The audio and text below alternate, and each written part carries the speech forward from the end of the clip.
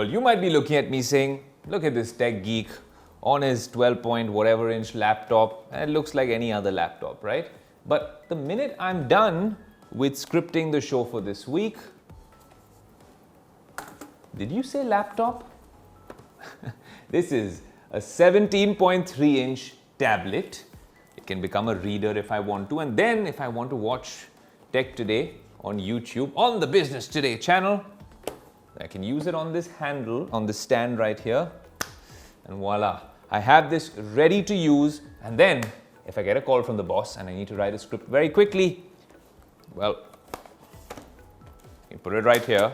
And if you want to leave the studio and then head to Hawaii for the next Snapdragon Summit or whatever we're doing, then you can do this as well. Now, the real question is, can the Asus Zenbook 17 Fold OLED, that's quite a tongue twister, can this all-in-one foldable, the biggest foldable laptop there is, convince an Indian buyer to shell out the big bucks? That's what we're going to find out on Tech Today.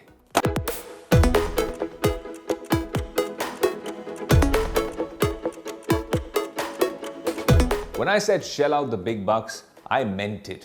Nearly 3.3 lakh rupees for this all-in-one device, which comes in the massive box that we had already unfolded it from.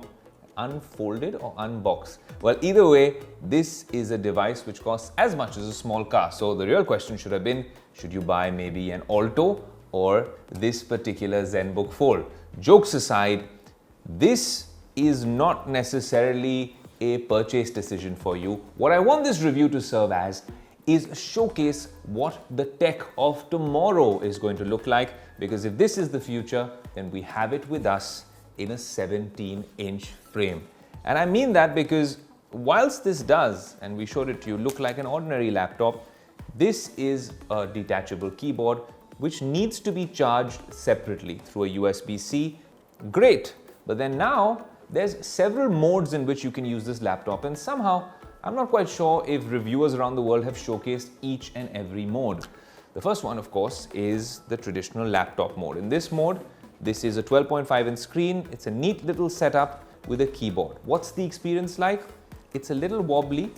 While they promise this is like other Asus laptops with the keyboard, it's kind of different. It does the job, but it takes some getting used to.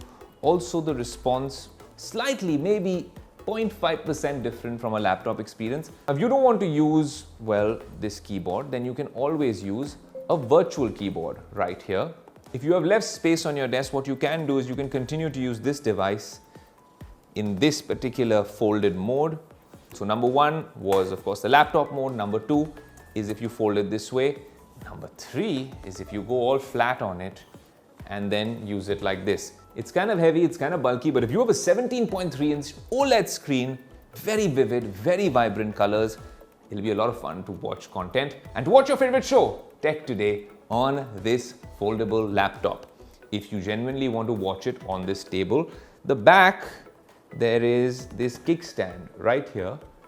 Nice, neat little leather, rubberized sort of flap right here. Perfect viewing angle.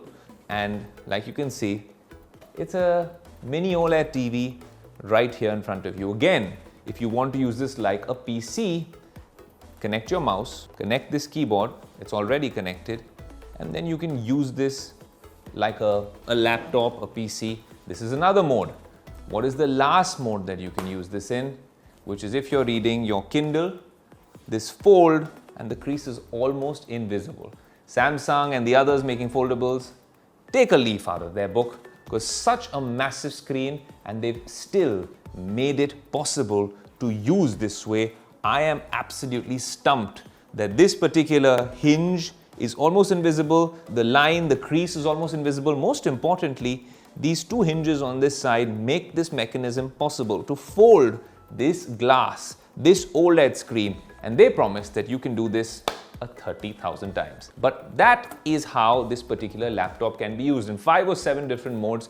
It changes the user experience altogether. Testing. Can this also be used as a pair of binoculars? Maybe not. What I was trying to show you was that there is this gap if you don't have the keyboard in between, which is because, of course, this is folding glass. If you put the keyboard in there, And the fact is, it's so easy to just snap it on magnetically and you close it, it becomes a lot heavier, nearly 2 kilos. But now that gap is almost minimal, which I think is kind of cool. At the back, it's got this cool design with the logo.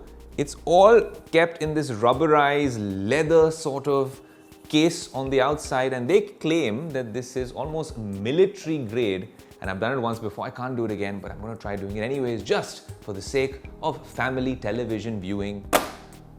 Let me check if it's on red again. And, you know, this is what we need to check with these particular devices. The keyboard is intact, and so is the screen. What's the display like?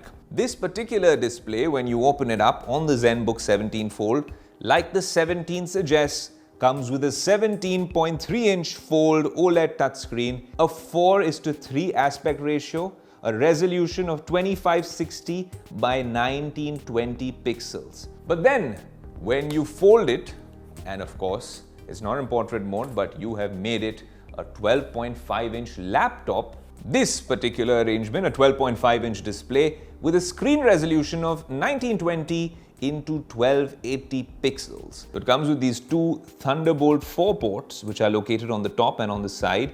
Makes it much easier to charge the laptop.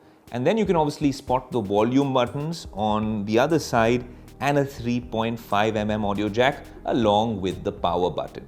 What's strange is that whilst they've made such a beautiful, vivid 17.3-inch screen, which you just want to watch every World Cup match on, take it to bed, take it on the couch, start working with it, pretend to work on it while you're actually watching all sorts of content, especially this show.